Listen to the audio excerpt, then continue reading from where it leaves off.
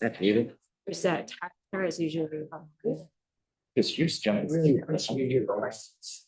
And they moved, yes, and they moved Maine. David, they moved. I was like, I felt like, I hope it's my one thing.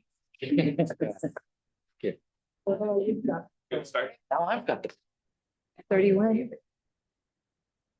Started. What you see? Thank you. See, just. All right. Amy will. Countdown.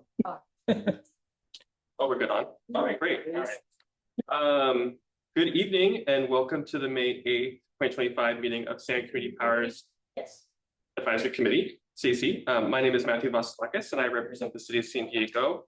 As CAC Chair, I welcome members of the public, San Diego Community Power staff, and community members joining us in person and online today. Thank you to Community Power staff for making this in-person meeting possible and the Port of San Diego for accommodating us here today. I will now call the meeting to order. Our meeting assistant clerk of the board, Sandra Vences, will now call the roll. Committee member Sclafani. Committee member Johns. Present. Committee member Hammond. Present. Go ahead and come back to her. Committee member stand up. Did you hear me? Are you able to hear me? Committee member Hoyt. Committee member Anderson. Committee member Harris. Here. Committee member Montero Adams. Present. Committee member Pike. Here. Secretary Castañeda. Vice Chair Emerson. Chair Vasilakis. Present. We have a quorum, Mr. Chair. Thank you. All right, well, I'll lead us now in the Pledge of Allegiance. Pledge allegiance to the flag of the United States of America and to the republic for which it stands, one nation, under God, indivisible, liberty and justice for all. Right.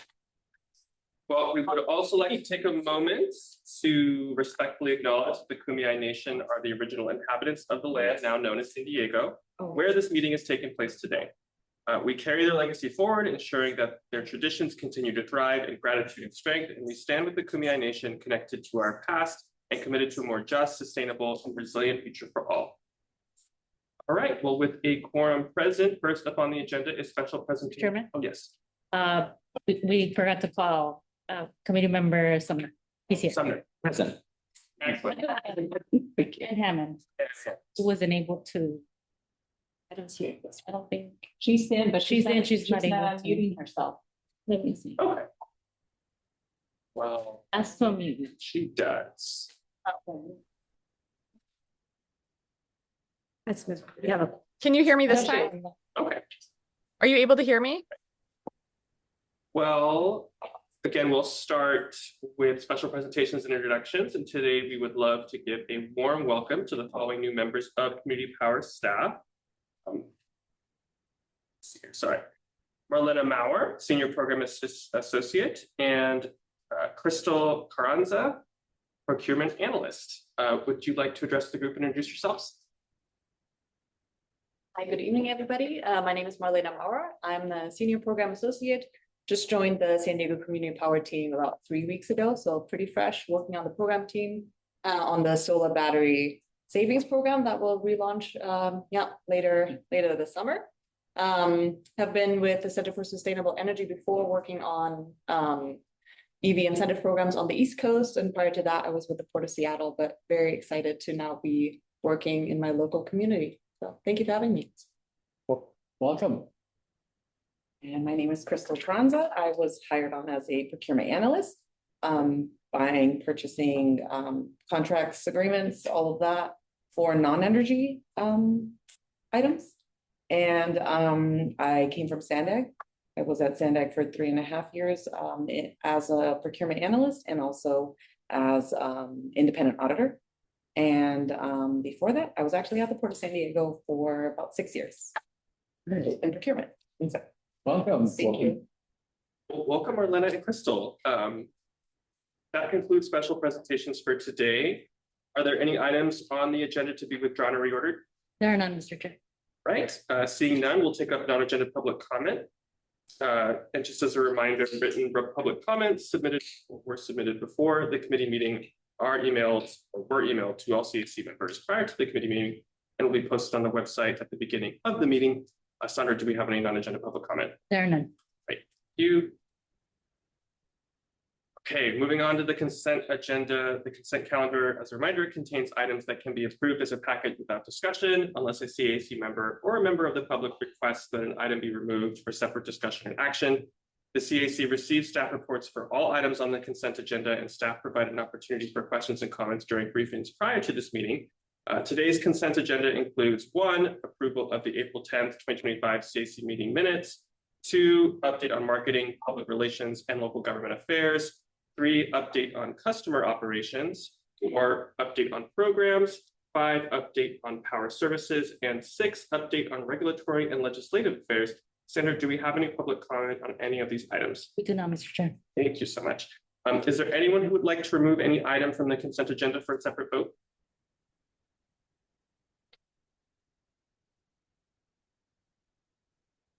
Right. Well, seeing no objections or requests for removal, I will now turn over to the committee members for a motion to approve the consent agenda. Make a motion to approve the consent agenda. Thank you. A motion by committee member Ross. Pike. We have a second. Second. Second by committee member David Harris. All right, Sandra, can we please call the vote? Committee member Sclafani. Committee member Johns. Aye. Committee member Hammond. You can't hear me. I'm talking. Yes. Yeah. Oh, you can. Yes. Cool. Committee member, thank you. Committee member Harris. Yes. Committee member Sumner. Yes. Committee member Montero Adams. Aye. Committee member Pike. Aye. Chair Vasilakis. Motion carries. All right, thank you all. Well, we'll move on to our regular agenda, starting with item 7, vehicle grid integration update. BGI program manager Rachel Zook will provide this presentation.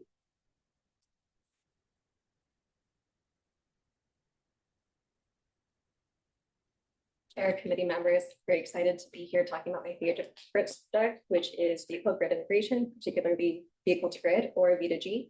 My name is Rachel Zook. I'm the vehicle grid integration or VGI program manager. I'm going to do my best to steer away from initialisms and acronyms, but if I'm doing a bad job, if I don't explain something fully, give me a special signal and I'll go back and explain it. All right, so San Diego County is full of electric vehicles. We have about 200,000, I believe a little bit more than that now.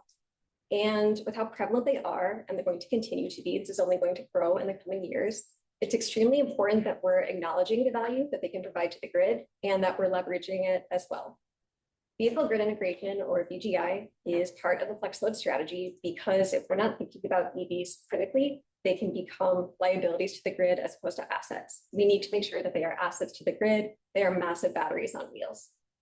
But very simply, VGI encompasses the different methods of managing the interaction between electric vehicles and the grid. This includes V1G and the whole world of V2X, which I'll get into later on in the presentation. I believe this was first presented to the committee a little over a year ago in April 2024. Since then, we've definitely made progress towards our goals and we further refined our strategy based on market conditions and also just what we've learned over the last year.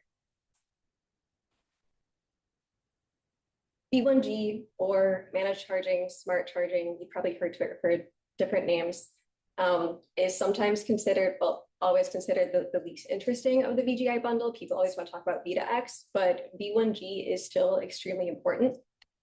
Basically, it involves the unidirectional management of charging. So it's still just going from the grid to the EV, but you're able to control the timing of the electric vehicle's charging as well as the power level.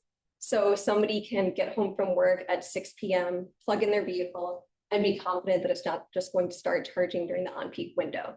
With V1G strategies, with V1G software, that charge can start at midnight, even though the vehicle is already plugged in when the off-peak period begins. There's a lot that we want to learn about V1G, like what are the load shifting capabilities of EVs? To what extent can we actually shift the load throughout the day? What's the bulk system and the distribution operations value of V1G? Distribution operations is more geared towards SDG&E, but we are working in coordination with them. Can V1G be used to lower pilot participants' energy bills? Can we use it to reduce our own resource adequacy or RA obligation? And what can we learn about the driving patterns and behavior of EV drivers, particularly in our communities of concern? B1G is not new. There's quite a bit of existing literature around it. One example that I put up here is Peninsula Energy's pilot. They put out a report covering the results a couple of months ago.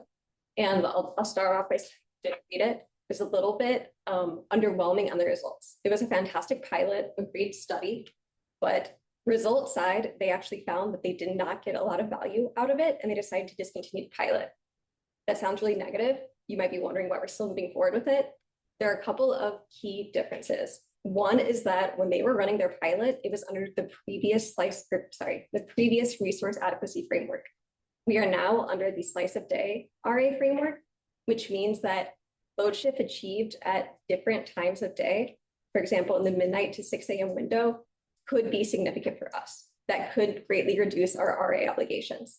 When PCE was running their pilot, they were trying to reduce load in the 4 to 9 p.m. window, which makes sense, which is great, but a lot of EV drivers are already on time of use rates. They're not charging in that window anyway. They found that they were able to reduce load starting around midnight, but again, under the old RA framework, that didn't matter. They didn't yield any savings for that. This could be different for us, and we're hoping that it will be. In addition to that, they did find that there were distribution system benefits, but they were not working with PG&E. They were getting some of the data, but PG&E was not putting forth funding, and it does not make sense for a CCA to just be front loading that if they're not seeing the benefits. We are working with SDG&E on this, which is another major difference between what we are doing right now and PCE's extremely informative pilot.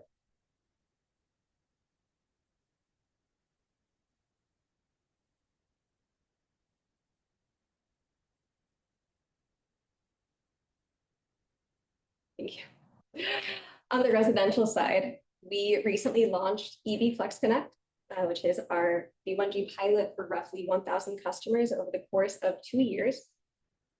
Again, it's specifically residential focused. It's for people that charge their eligible EV at home at least half of the time. So it's okay if they're not charging at home 100% of the time, but we would like them to be doing it about half the time, if not more. There's a $50 enrollment incentive and a $5 monthly participation incentive to get people interested and want them to continue participating in the program and not remove their vehicle. We launched the pilot about exactly 3 months ago. It was February 10th of this year. We currently have just over 100 participants enrolled. We've been doing a slow controlled rollout, and we're planning to increase this to 800 by the end of this calendar year, and then add another 200 for a total of 1,000 by the end of 2026.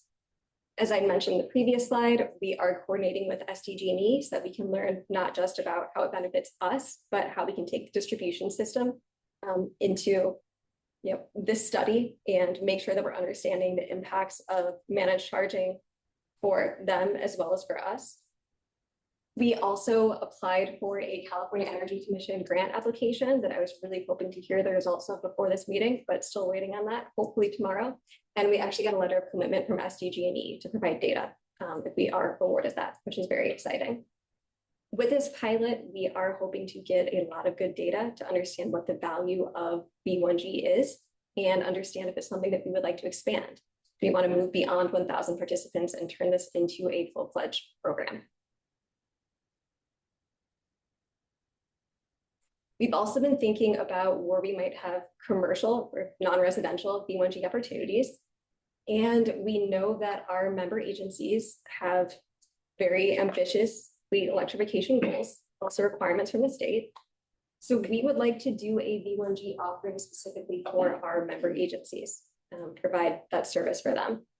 Initially, this quarter and next, we're going to conduct interviews with our member agencies to better understand where they are right now with fleet electrification, what their goals are, how things are going on the charging side. Are they interested in getting more chargers, switching out the chargers that they already have? By the end of this year, we would like to have completed a procurement process to find a vendor that will be able to do a really thorough fleet data analysis and also provide managed charging services. Ideally, at the start of next calendar year, we would then be able to kick off the actual analysis of the fleet data so that we can have that thorough understanding of what our member agencies fleets need in terms of charging, what their driving routes are, what their appetite is for the V1G program. And once we have that more comprehensive understanding, we are then going to create and present a V1G operations fleet.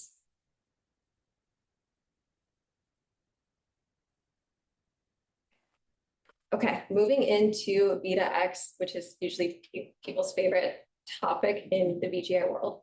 V2X refers to vehicle to everything. I worked with someone who said V2W for vehicle to whatever, because it feels like you can put like any letter where that X is and the industry will find a way to think of like something that the vehicle can plug into and provide power. There are three main V2X configurations I'm going to be focusing on. There's V2H for vehicle to home, V2B for vehicle to building, and V2G for vehicle to grid. I'm just going to move forward with saying V2H instead of V2H and V2B, because you can think of the home as a building. They're essentially the same thing when we're talking about that specific kind of technology. So there's V2H for backup. This means that when the grid is offline, that the EV can provide power to the home. But it's only when the grid is disconnected. It's only when the home is islanded. There's V2H for optimization, which can also be thought of as V2G non-export. And that's when the home energy system is still grid tied, the grid is still up. You can send energy back from your EV to your home and self-consume the same that you would with solar. You're not sending anything past the grid, you're using all of it, but it still requires an interconnection agreement from the utility. Then there's vehicle to grid or V2G export. And I like to add the export to differentiate it from the V2H for optimization or V2G non-export. And that's what people usually think of with V2G, of sending energy past the meter to the electric grid. Very frequently in the industry, and I've been guilty of this too, get lazy sometimes, V2H for backup and V2H for optimization are used interchangeably. They are two completely different use cases, and they need to be thought of that way, and they need to be spoken of that way. They have completely different regulatory tracks, and they have different technical requirements. The inverters that are used are not the same. V2H for backup needs a grid forming inverter. V2H for optimization needs a grid following inverter. And there's much more beyond that, but just as one basic example. V2G does require an interconnection agreement, as does V2H for optimization. V2H for optimization, in addition to an interconnection requirement, requires the ability to prove to the utility that you are capable of doing this to the grid without ever exporting beyond the meter, which is difficult to do. The way that this is frequently presented in the media and like some of the automakers that are doing this, it makes it seem like V2H for backup is the easiest, and then V2H for optimization is the next step, and then finally get to V2G. From a hardware standpoint, V2H for backup is actually the most complicated. It's really difficult. You need a black start battery. You need that grid forming inverter. V2G in some ways is simpler. It's more difficult from the software side. So again, crucial that we are thinking of these as three totally different configurations, and that whenever there's a conversation about V2X, we understand which one we're talking about.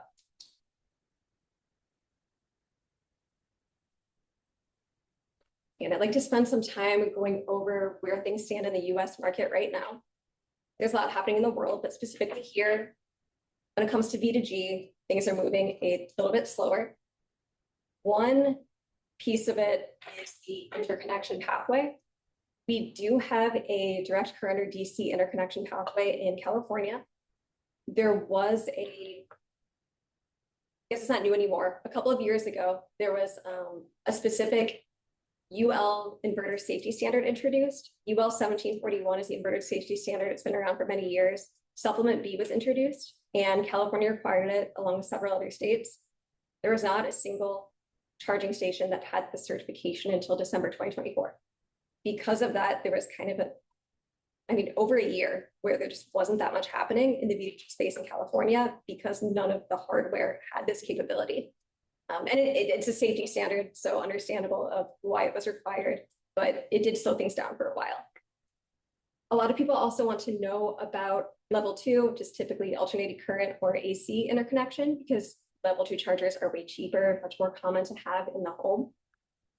The safety standard for this, UL 1741 SC, I've been told for many years that we're like 6 months away from it being published. It's still not published. So hopefully we'll see it soon, but we aren't there yet.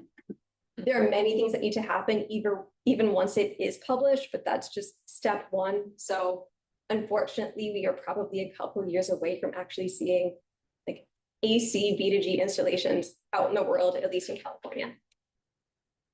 Another major technical piece is interoperability, but really simply this just refers to the ability of like a bidirectional capable vehicle from an automaker to work with a bidirectional capable charging station from a different manufacturer. The interoperability issues are sometimes inadvertent, sometimes they're purposeful. The inadvertent ones have to do with certifications and standards. B2G it was actually patented for 20 years ago. It's not that new. When it comes to the commercialization of it, it is pretty new. And the standards and certifications just aren't quite there. They aren't fully caught up. So say that an automaker and a charging station manufacturer have done something to the exact same communication standard, they still might not be able to communicate with each other. They probably won't be able to communicate with each other. They'll need to do a one-off integration, and this happens all the time, to be able to actually get that full bidirectional capability that people are wanting. Aside from that, they have what we call walled garden solutions, and this is where a manufacturer wants you to get their bidirectional capable vehicle as well as their home energy system, and is only their home energy system. And when I say this, I'm referring like within the US specifically to Ford, GM, and Tesla. They have bidirectional capable vehicles, they have home energy systems, and you cannot switch them out. If you get the Ford F-150 Lightning, which is capable of V2H for backup, not V2H for optimization or V2G yet, and you get the Ford home energy system, then you're able to have that backup function. But if you decide that you want to get a different bidirectional capable vehicle later, you'll be able to charge it with that super expensive system you just bought, but you will not be able to discharge it. And in addition, these manufacturers, Ford, GM, Tesla, they're continuing to update their own vehicles and their own home energy systems, which also muddies the waters in terms of like in 3 years, if I get a different bidirectional vehicle, even if it's from the same manufacturer, am I going to be able to use it with this energy system that I installed in my home? That is a major issue that I think 10 years from now will be passed, but I think over the next 3 to 5 years, it's going to be really difficult. There are going to be a lot of automakers pouring money into this before hopefully realizing that they should embrace the open standards that some others are already doing to allow people to make their own decisions. Same way that we can buy a cell phone and not be locked into one network provider for the entirety of the time that we have that cell phone. Aside from the technical pieces, there is the cost and compensation piece.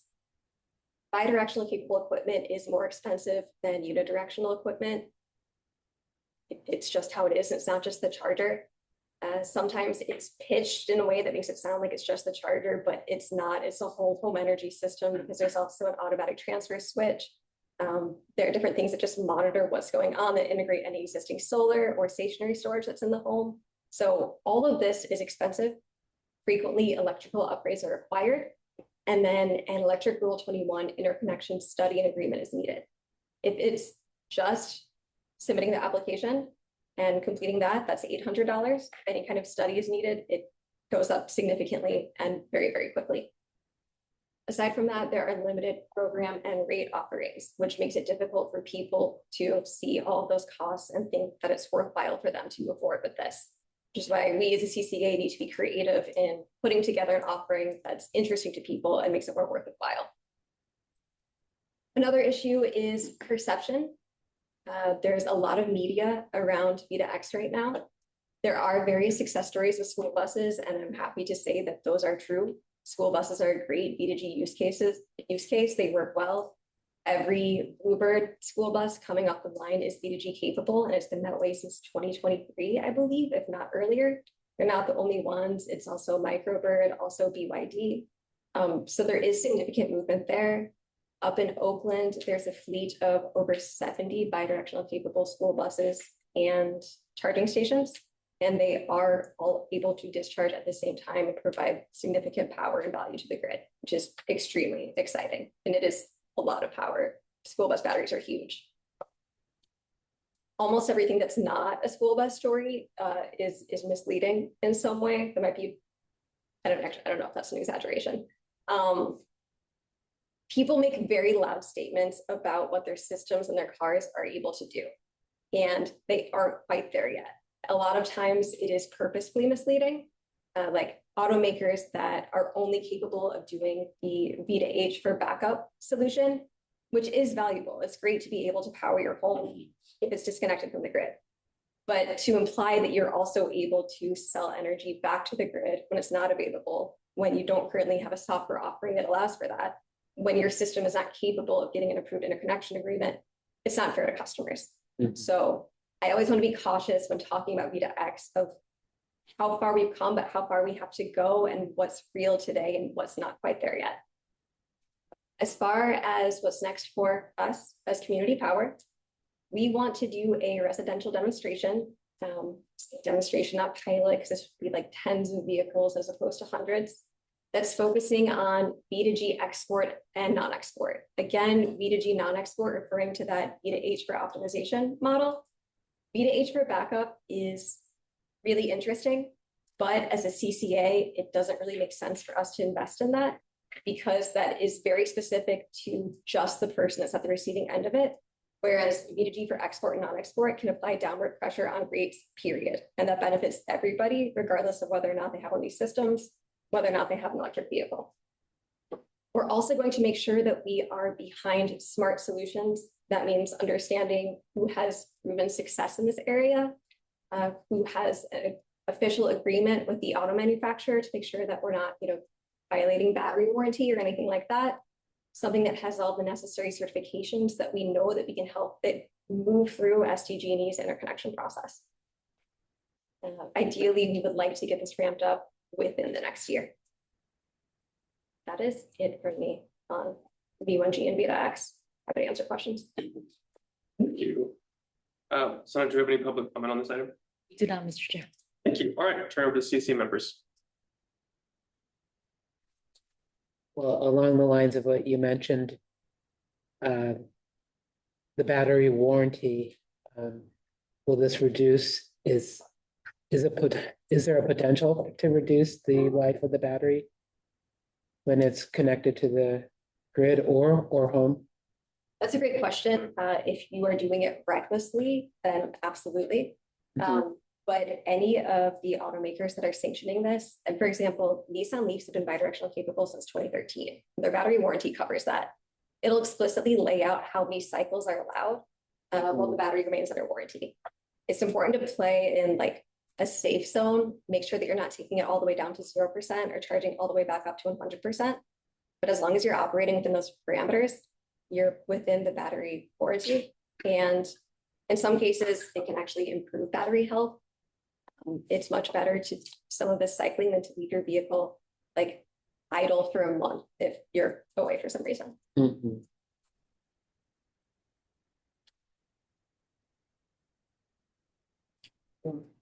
You in one of the prior slides, you talked about the member agencies with the largest fleet charging needs in San Diego.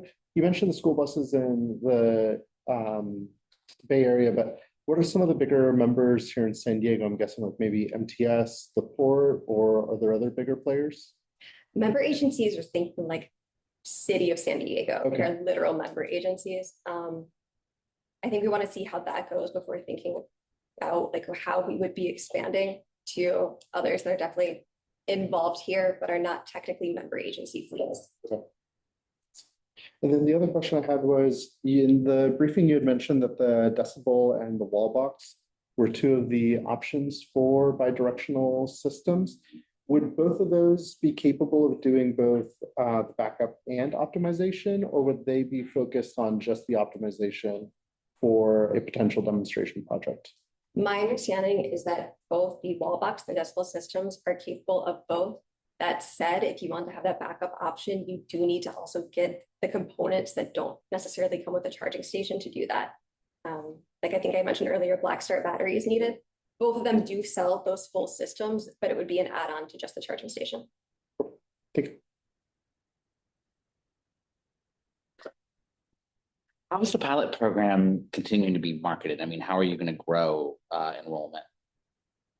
We actually have not been doing a significant amount of marketing around it. Okay. One of the reasons that we selected the vendor that we did, Optiwatt, is because they had well over 1,000 customers in our territory already. They just have a really big user base because it's a free product and people want to be able to manage their charging. We've been doing the controlled rollout. One of the reasons is that when Optiwatt was getting users, they weren't asking for their account number, for example. So it's been a little hard for us to verify. But we're working on gathering those now, and we should be ramping up very quickly.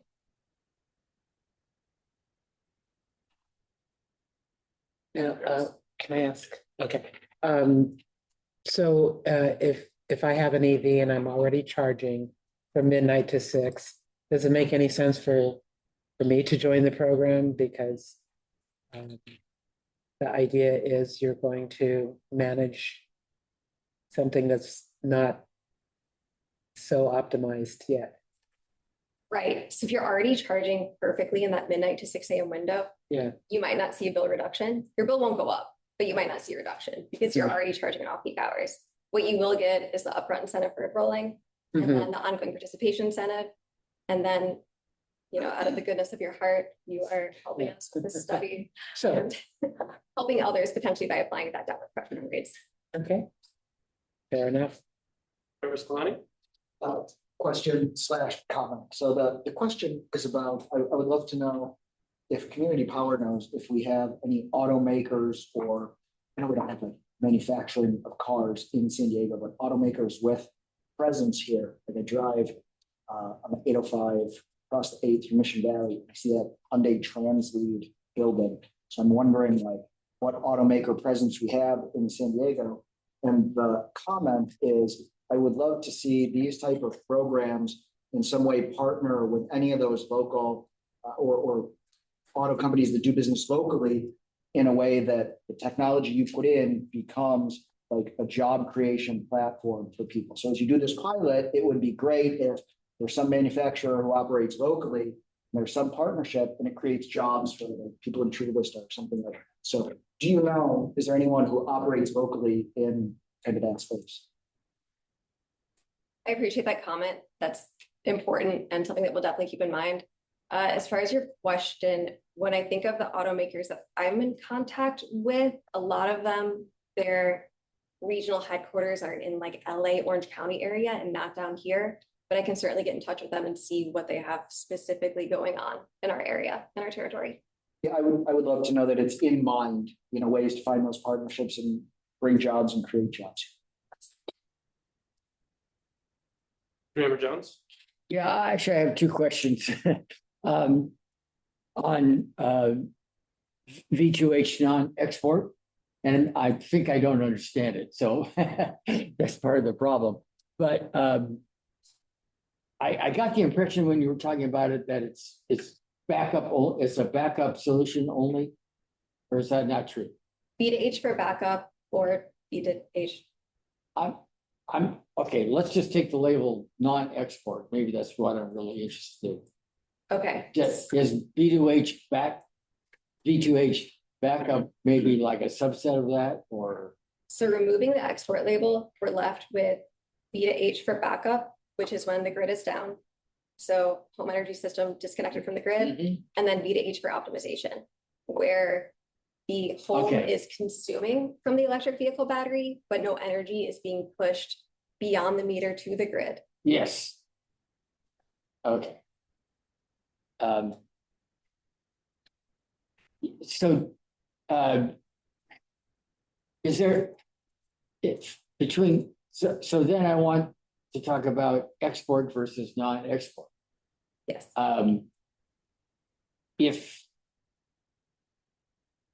I'm just trying to understand the situation of you want to do peak shaving, right? Basically from 4 to 9 p.m. You don't want to take anything to the grid. And so you want to control it so that whatever you draw in the house, you're drawing from your car back. When you're saying you, or you mean like you as the customer are trying to reduce what you're using? Yes, Okay. yes. So is that feasible, or is it that you have to, in other words, that involves some other controls? And I'm just wondering if, where those controls would be, I guess. So you're right, it does involve other controls. And this is something that we have to rely on our friends at SDG&E to determine and specify, make very clear what controls they're expecting to see if they don't want anything to be exported beyond the meter. It's not a call that we as a CCA can make because we're not granting interconnection. Yes. Yeah. Thank you very much.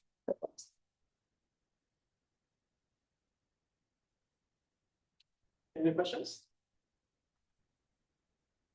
Great job. Thank you so much. Thank you. All right. Well, Very informative. yes, incredibly informative. Very interesting to see where all this is in 10 years. Well, this is a received and file, so no further action is needed. Thank you. We'll move on to regular agenda item number 8, Solar Advantage Program Update. We'll turn it over to Tessa Tobar, Program Manager for Community Solar, to provide the presentation. Thank you so much. My name is Tessa Tobar. Again, I'm the manager of Community Solar for Community Power. Some of you may recognize me if you were around in June of 2023. So it's been a while since we've had a discussion on this item. And I'm very happy to be here tonight with you to provide an update on the Solar Advantage Program. Okay, so before I get into the background, this is a program.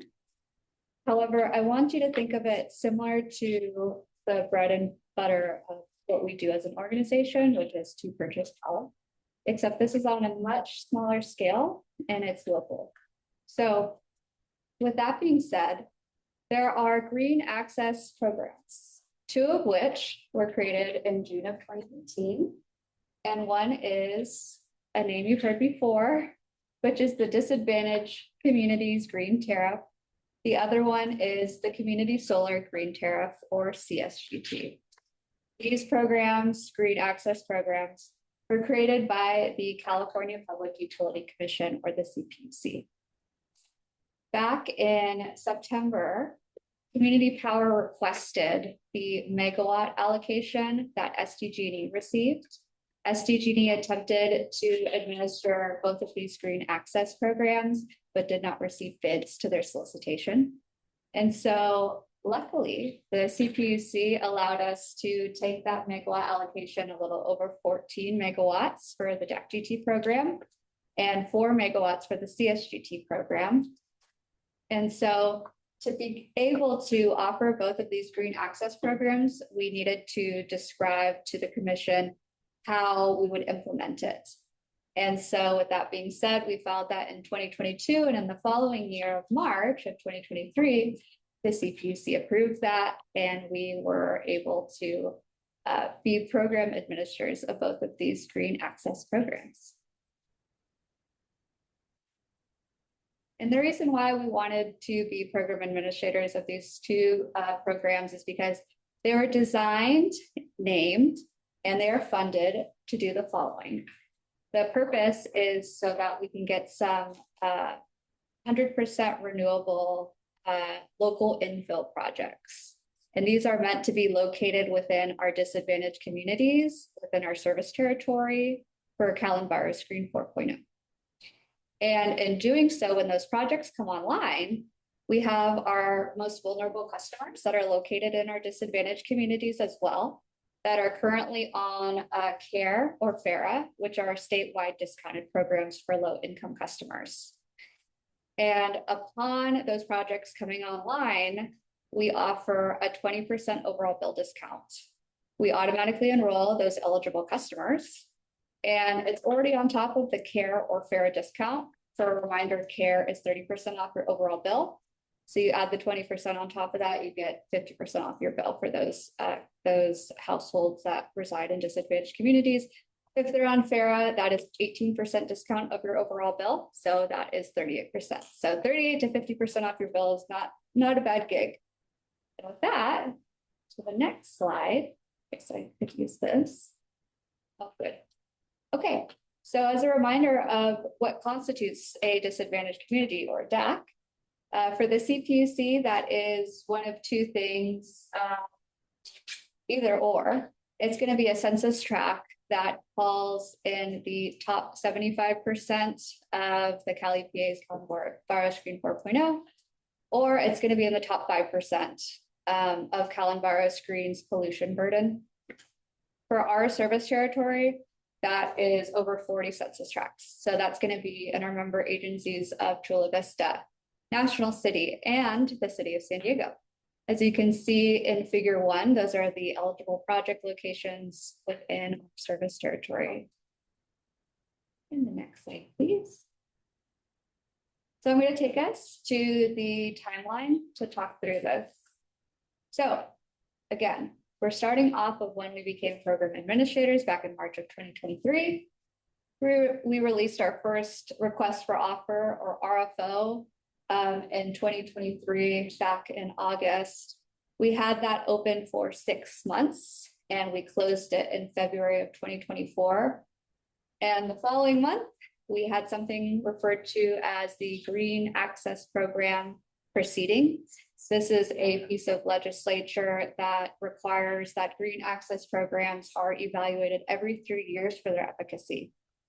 So with that being said, we decided to, one of the things that can occur during that 3-year process is it can modify one of the green access programs, or it can eliminate one of the green access programs.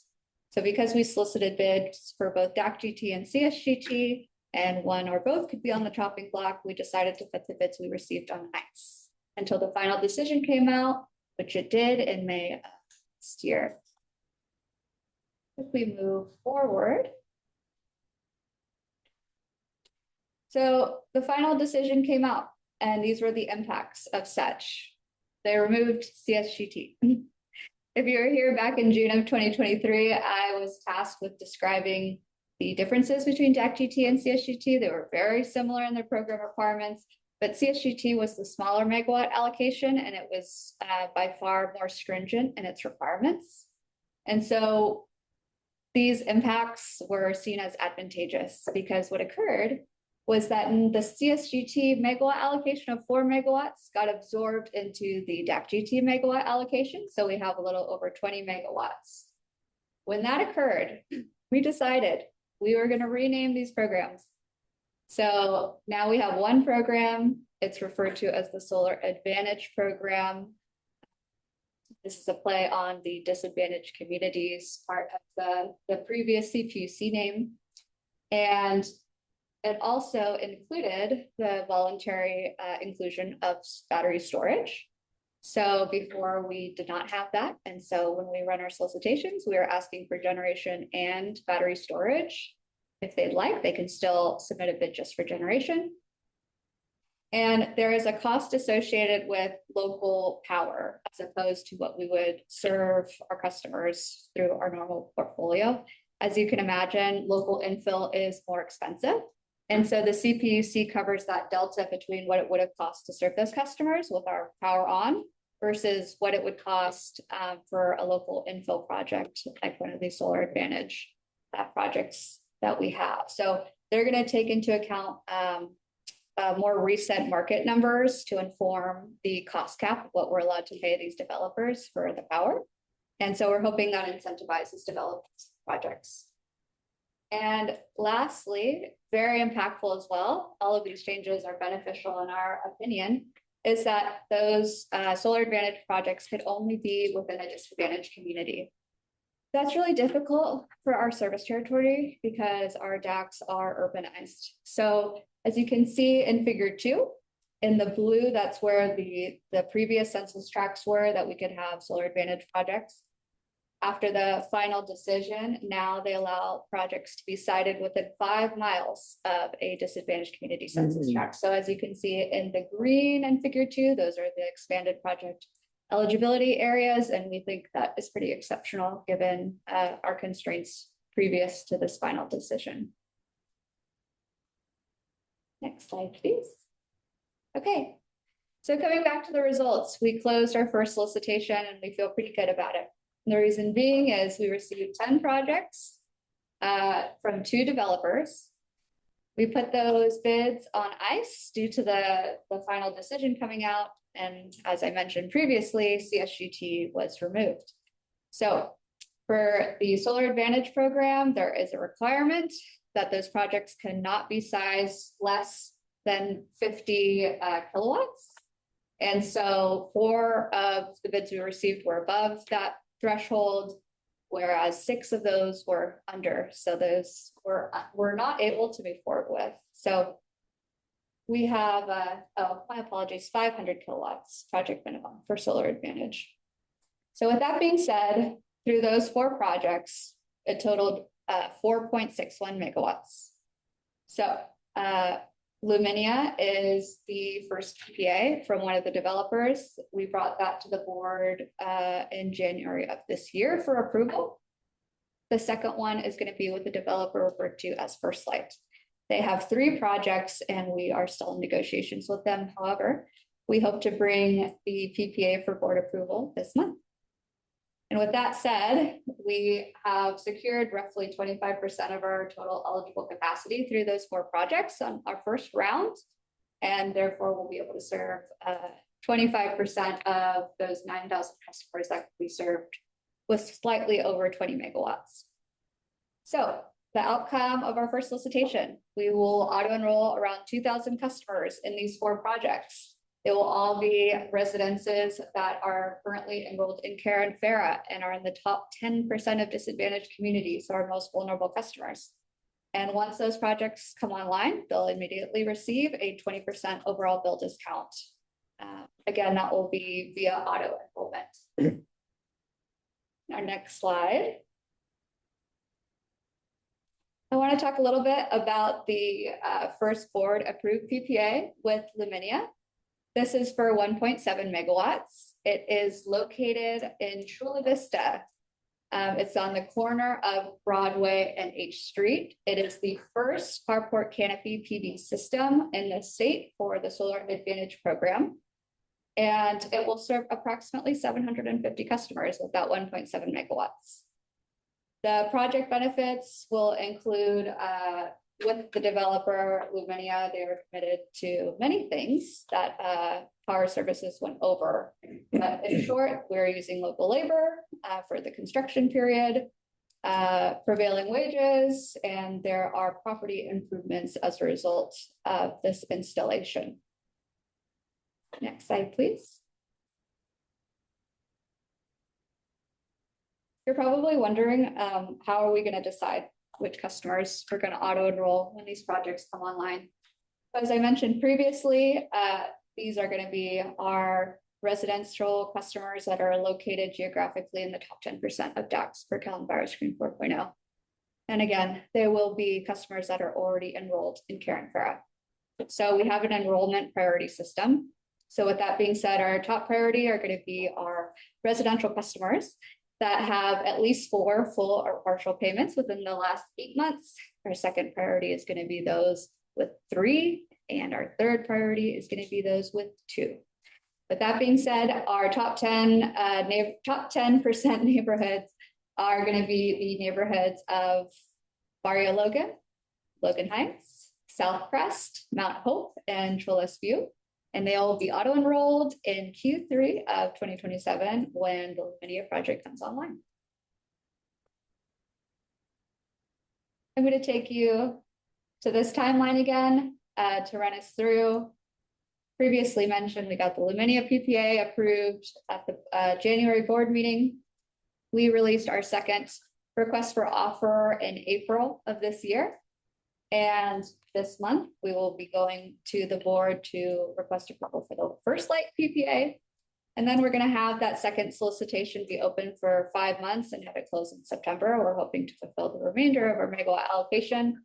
So fingers crossed. As we go to the last slide, we're going to go through these next steps. So at a high level, project procurement occurring in Q3 and 4 of this year. We released our second RFO. We are going to evaluate the RFO bids we received from that solicitation. And we are quickly going to release a month after we close the second, we're gonna release the third. And the reason for doing that is because the faster we get through the process of soliciting bids, shortlisting developers, negotiating, taking it to the board for approval, and then the construction and the commissioning, it's a 1 to 2 year process. So we're not really looking to wait to fulfill the rest of our megawatt allocation. Next year and in 2027, that'll be the construction and commissioning of the Luminia projects, or the bids that we received from the first RFL. And then customer enrollment again will come in Q3 of 2027, and the customer auto enrollment will begin and the bill discounts will follow. So again, we have 15.55 megawatts remaining for this program, and we hope to fulfill the remainder in this next solicitation. It's been a labor of love. Thank you for your patience as I return to the CAC, but a lot of things have been happening. So with that, happy to take any questions that you may have.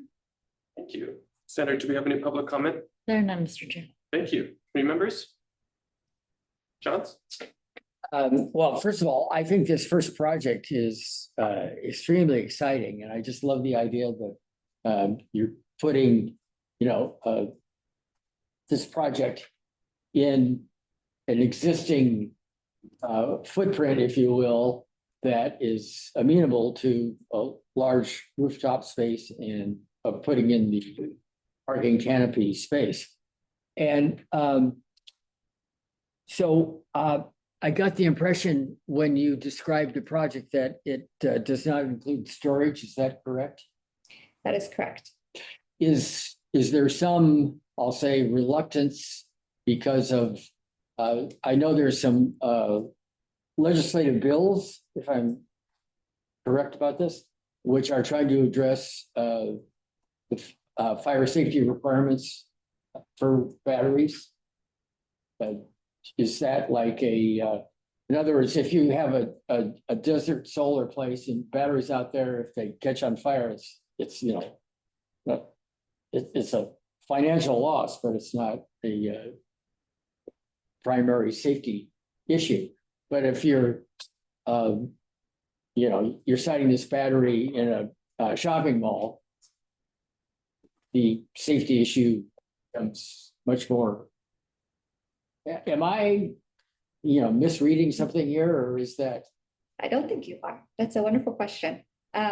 So prior to the GAP final decision, voluntary storage was not included. So these were never going to have storage. Now that we have the GAP final decision, it allows for the voluntary inclusion of storage. So only the next solicitation will be for, in other words, they responded to without storage in the first solicitation. Correct.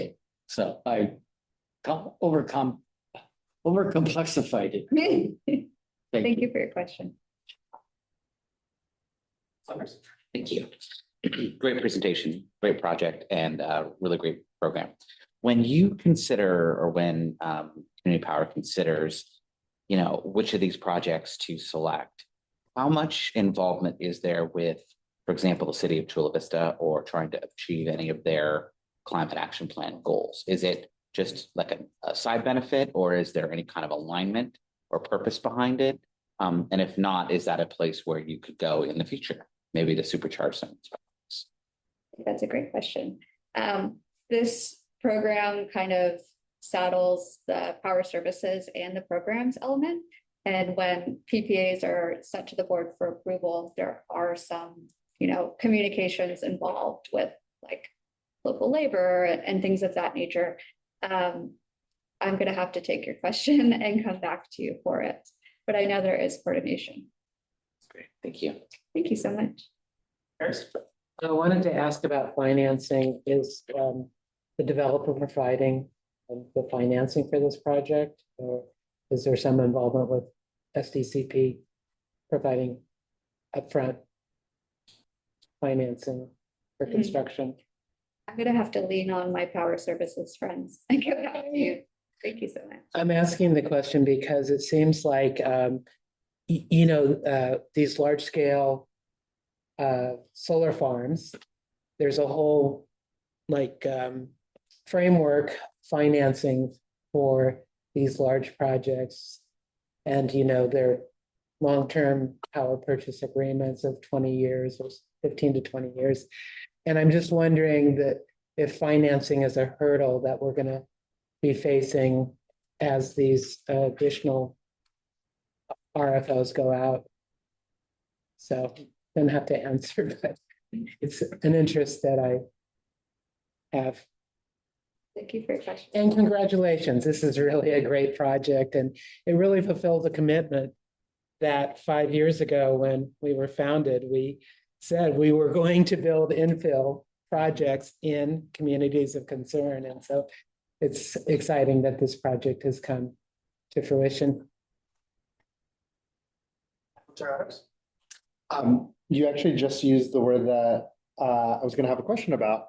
Terminology wise, you use the term disadvantaged communities, and for community power, I've mostly heard communities of concern. Is that a one-to-one match, or is that a difference in state terminology versus local terminology? That's a really great question. So because it's a CPUC program, that's going to be the state Calvin Fire Screen 4.0 definition, which is going to be that threshold of 75 or above scoring locks, or the top 5% pollution burden. Whereas the communities of concern definition for community power, if I'm not mistaken, is kind of a collection of the Calvin Fire Screen 4.0, member agency designations of communities of concern, and all of those together make up what we define as a community of concern. So it's much more liberal in terms of its designation as opposed to the state. Awesome. I guess taking that one step further, for disadvantaged communities in our region, is that a complete map, or are there other portions of our region that would fall under disadvantaged communities that are not being targeted right now? So maybe if we could go back to the slide. There's project location eligibility. Should probably tell you which slide it is. It's the one with the map. So those are going to be the customer locations. Maybe we'll flip back. Thank you so much. It is. Yeah. Yeah. Perfect. Thank you so much. So this is going to be the customer location eligibility, and this is going to be the top 10% of DACs. So it's even, this is kind of our service territory, and that's where the customer eligibility comes in for DACs. Whereas the other map, it was the projects needed to be located within a disadvantaged community, not the top 10%, but the top 75%. And those were in Chula Vista National City and the city of San Diego. Okay. Now with the final decision for the green access programs, it could be within 5 miles of those disadvantaged communities. So it increased the project site eligibility by a significant amount, whereas before we only had a few census tracts that would be eligible. Okay, awesome. And then my other question goes in a different direction, but if I'm reading it correctly, I see the desire to be a little bit more aggressive in rounds 2 and 3 of the RFOs, but that would mean you would be hoping to put out PPAs for roughly 4 times what was accepted during the first round. What's the kind of like data, or what's pushing you to think that you would be able to receive that many proposals in 2 rounds when there was only 4.6 megawatt allocation during the first round? Yeah, that's a great question too. So because of those programmatic changes with the final decision, now we have this 5-mile buffer. Maybe we can pull it up again. I apologize for asking to go through the slides. It's going to be the other slide with the map, not that one, but yes, this is the one. So this is expanded. This is the expansion. And so we'll have an updated cost cap. So that'll increase the amount we can pay for these projects, so it's more attractive. The project location, the voluntary inclusion of storage, and then the elimination of CSGT. This allows us to have 20.16 megawatts. And so these are smaller projects, but usually if you make it even a little bigger, maybe you can get a bigger sized project. If we got one 15 megawatt size project, that would be great, right? And these programs, these green access programs are across the state, and other CCAs have come before us. And so there is general awareness of these programs for the developers. We also host webinars, we go to conferences, informing developers of the opportunity. They understand that the cost cap is, higher than that. We are allowed to pay them more than it would normally cost to incentivize them. So they are hopefully excited to do so. And there's generally good outreach awareness of the opportunities. Awesome. That answers the question perfectly. Thank you. Thank you so much. Thank you so much, Tessa. Probably can't be brief here. I've got a few things I'd like to share. And just first of all, I want to congratulate you and thank you for the project in Chula Vista. That's the community that I represent, and I really appreciate your patience over years to drive that through and stick with it and make sure it happens. If it's shopping center that I'm thinking of, I think it's Chula Vista Mall or something, maybe that's Icon. And there was a Sears, which you'll see in that photo, a big Sears auto center. And it, became like abandoned and everything. And during COVID, it became a COVID vaccine site, this mass vaccine site, right? So you have this mall that, one time was probably a popular mall and then became like somewhat abandoned. And it's great that it will become, some level of an asset to the community and the grid and everything else because of this program. So there's like the happy congratulations part.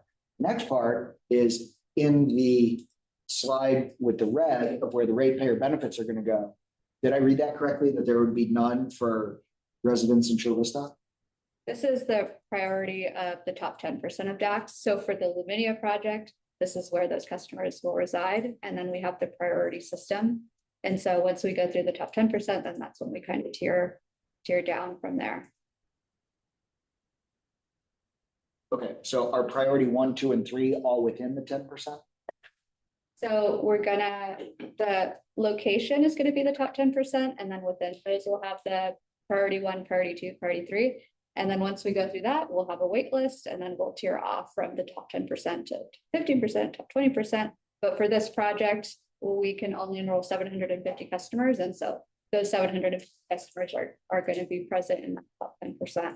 But as we increase the megawatt allocation that we procure, then we can expand out, and Chula Vista does have disadvantaged communities, as you're aware. And so we'll be able to identify which households that we would auto enroll once we have more megawatt allocation online.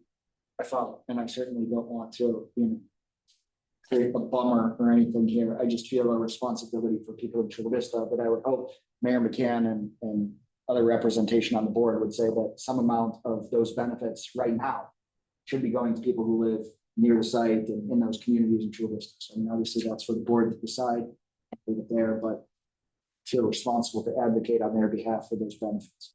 On that project specifically, it had said rooftop and carport, and there was something like 1.7 megawatts. Is it multiple interconnections? I'd have to lean on my power services friends for that. Okay. Thank you for your question. Okay.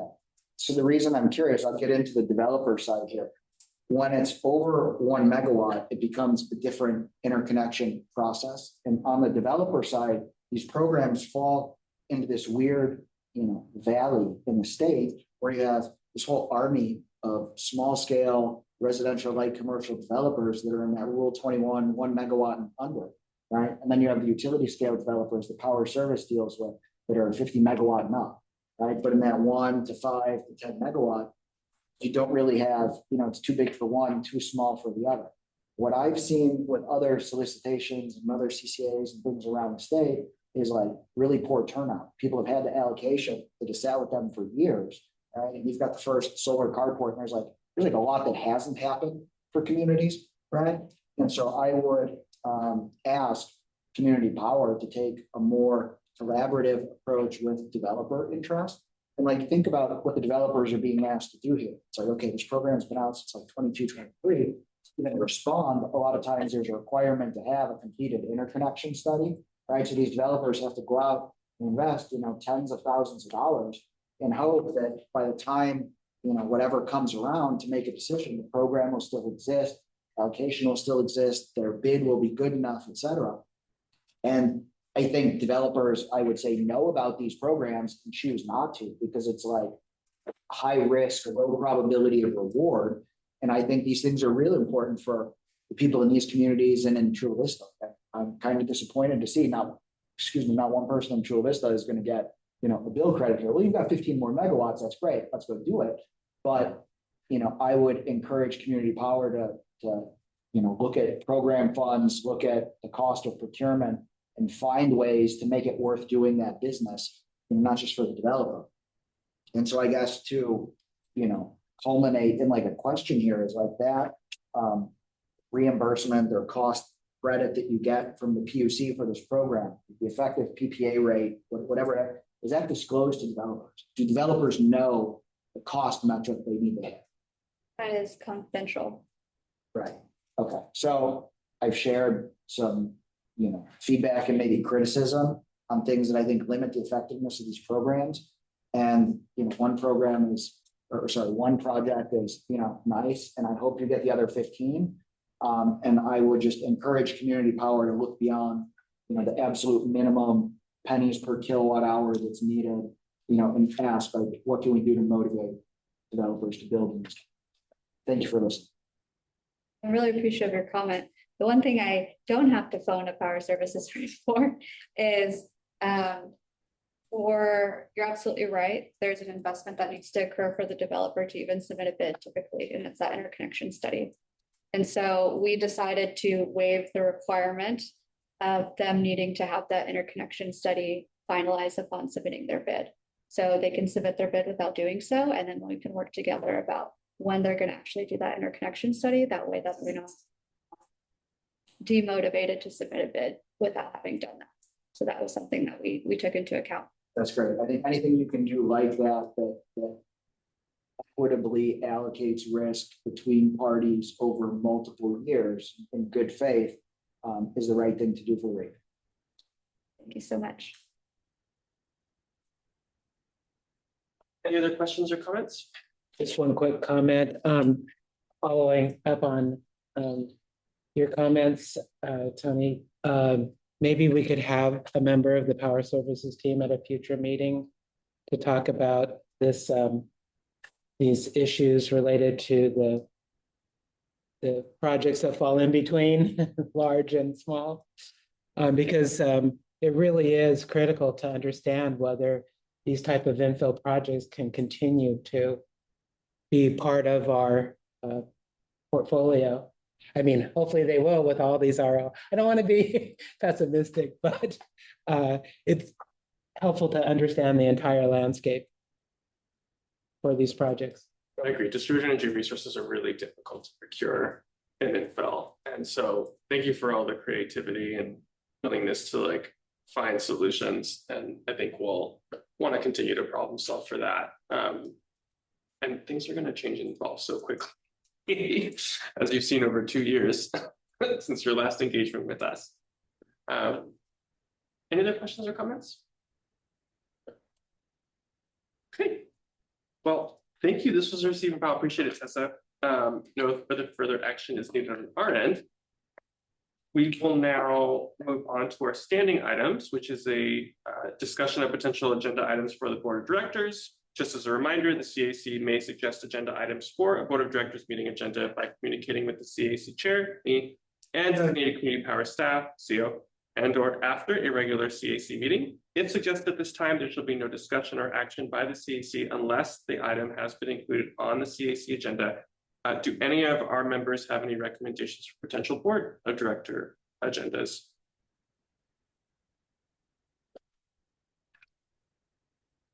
Right, seeing no recommendations, let's move on to committee member announcements.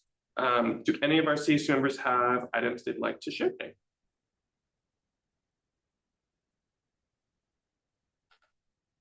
I have a few.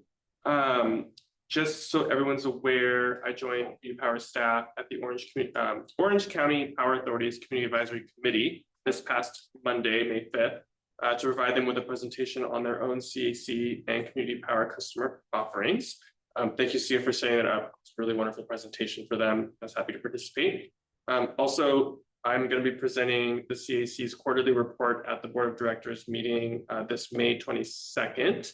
And then lastly, I just want to thank all of you who plan to volunteer with Community Power directly via connecting to our communities at different events in our various cities.